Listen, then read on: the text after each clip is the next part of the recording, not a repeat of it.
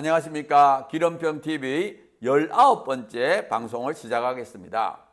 제가 지난 시간까지 어떤 삶을 살았는지 말씀드렸는데 이제부터는 삶을 뒤돌아보는 시간을 가지려고 합니다.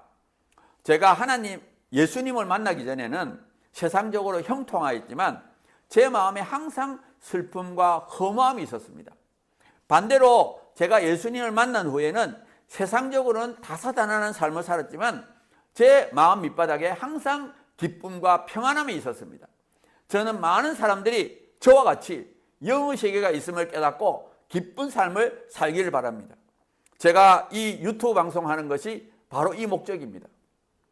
제가 예전에 유물론에 빠져 살 때에 유물론이 진리라고 생각했습니다. 그래서 유물론을 능가하는 진리가 있다면 그것이 맞을 확률이 1%만 있더라도 제가 제 일생을 거기에 바치겠다고 생각했습니다. 그런데 지금 뒤돌아보면 제 삶에 유물론이 틀리고 영의 세계가 있다는 증거가 가득함을 볼 수 있습니다. 제가 이제부터 영의 세계가 있다는 증거를 말씀드리겠습니다. 제가 중학교 3학년 때 마음과 두뇌의 관계를 2~3시간 동안 적었는데 그 내용이 학교 도서관에서 읽은 것이 아닙니다. 한번 생각해 보십시오. 지금부터 50년 전 중학교 도서관에 마음과 두뇌의 관계를 적은 책이 있었겠습니까? 그 당시 마음과 두뇌의 관계에 대해서 생각나는 대로 적었고 다른 사람이 알지 못하는 진리를 깨달았다고 생각했습니다. 지금 뒤돌아보면 악한 영이 저에게 유물론적 논리를 생각나게 한 것이고 악한 영이 준 몇 가지 논리를 받아 적으면서 저는 위대한 진리를 깨달았다고 착각했습니다. 저는 그때 인간의 본질을 깨달았다고 생각했고 친구들은 아무것도 모르고 산다는 교만한 생각을 했습니다. 어쩌면 지금도 상당수 학자들이 악한 영이 주는 생각으로 인간의 존재 가치를 파괴하는 논문을 쓰면서 자신이 스스로 깨달았다고 착각하며 교만한 지적 기쁨을 느낀다고 생각합니다. 제가 유물론적인 글을 적고 나서 자살하려고 독서실을 뛰쳐나왔을 때 하나님께서는 절 바깥의 돌계단에서 허무하다는 생각을 회상하게 만들었습니다. 그리고 전혀 생각나지 않도록 해서 자살을 막았습니다. 하나님을 알지 못하는 젊은 날 죽음은 끝이라고 생각하며 아무렇게나 살았고 또 죄를 지으려고 했습니다. 그런데 정말 나쁜 죄를 지으려고 하는 순간에 신비롭게 그걸 하지 못하게 막았습니다. 어떨 때는 제가 한 말과 행동이지만 전혀 생각하지 않았던 말과 행동을 했고 친구의 말, 학과 행사 등을 통해서 신비롭게 하지 못하게 막았습니다. 제가 전혀 하나님을 알지 못하고 찾지도 않던 때 제 삶에 있었던 하나님의 간섭들입니다. 29살 때 인생의 허무와 무가치함으로 방황할 때 하나님께서는 두 사람을 통해서 성경을 읽도록 했습니다. 또한 성경을 읽을 때 신비로운 체험으로 영의 눈을 뜨게 하시고 30세에는 모든 기도를 응답하셔서 유물론자의 저를 단번에 하나님을 믿는 사람으로 바꾸어 주셨습니다. 한국에 와서 얼마 되지 않아 죄를 지었는데 제가 죄를 지을 때마다 바로 그 죄로 말미암아 어려움을 겪게 해서 하나님의 살아계심을 알려주셨습니다. 하나님께서는 죄를 지은 저를 버리지 아니하고 오히려 질병을 통해서 30대, 40대 동안 유혹에서 보호하시고 더 깊은 믿음을 갖도록 인도하셨습니다. 제가 살아오면서 기도 응답받은 횟수는 몇천 번이 되고 잘못해서 매 맞은 적도 여러 번 있습니다. 특히 예수님의 피로 죄사함 받는다는 것을 믿게 해달라는 기도와 하나님이 일을 하다가 죽게 해달라는 기도를 응답해 주신 것을 감사드립니다. 제 삶을 뒤돌아보면 영의 세계가 있다는 수많은 증거가 있음을 발견합니다. 이제부터는 영의 세계를 믿고 난 후에 있었던 어려움들에 대해서 말씀드리겠습니다.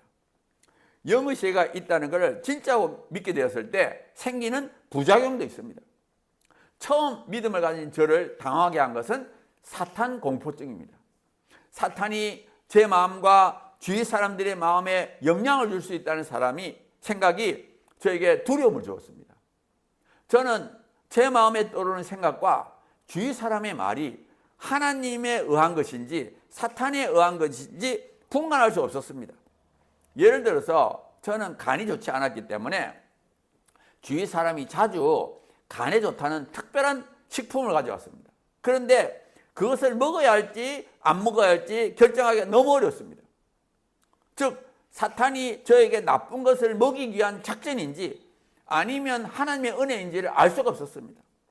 남에게 말도 못하고 혼자 성경 읽고 기도하다가 이제까지 저를 보호하셨던 하나님이 영적 갓난아기인 저를 변함없이 보호하실 것이라는 깨닫고 두려움에서 벗어날 수 있었습니다. 또한 영의 세계를 알고 난 후에 겪은 어려움 중에 하나가 의심입니다. 저는 잘 믿고 싶은데 저도 모르는 사이에 의심이 생각나서 힘들었습니다.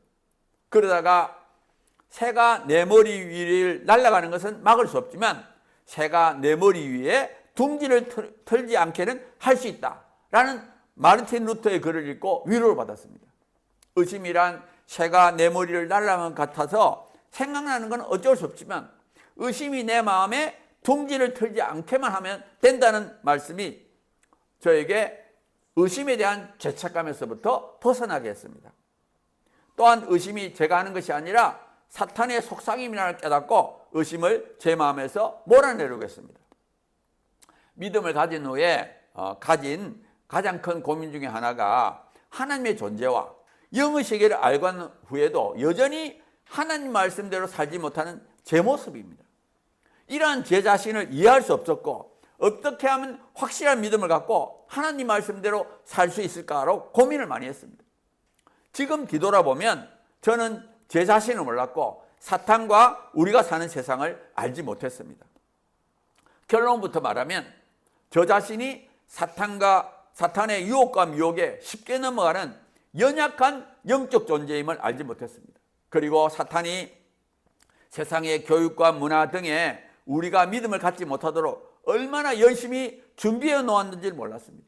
또한 사탄이 뿌려놓은 그 악한 내용들이 이미 제 마음에 들어와서 자리 잡고 있음을 알지 못했습니다. 이제부터는 그 이야기를 좀 더 자세하게 말씀드리겠습니다. 삶을 뒤돌아보면 저는 중학교 3학년 때 사탄이 준 몇 가지 간단한 논리에 넘어가서 15년을 유물론을 믿고 살았던 어리석은 존재입니다.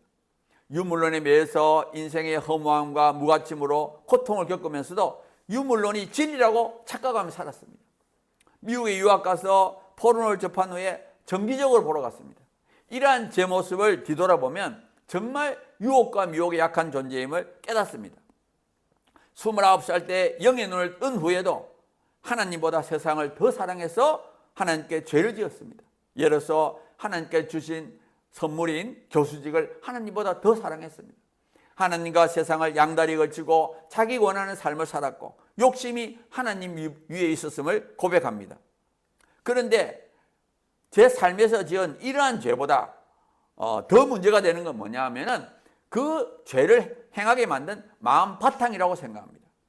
저는 중학교 3학년 때부터 유물론적 논리가 제 마음을 자리 잡고 제 마음을 콘크리트와 같이 딱딱하게 만들었습니다. 그리고 오랜 교육으로 형성된 과학적 사고방식이 영의 눈을 뜬 후에도 믿음의 성장을 막았습니다. 이 과학적 사고방식이 영적 세계에 어떤 영향을 미치는지는 다음 시간에 소개하도록 하겠습니다. 오늘은 여기까지 방송하겠습니다. 구독과 좋아요 부탁드립니다. 감사합니다.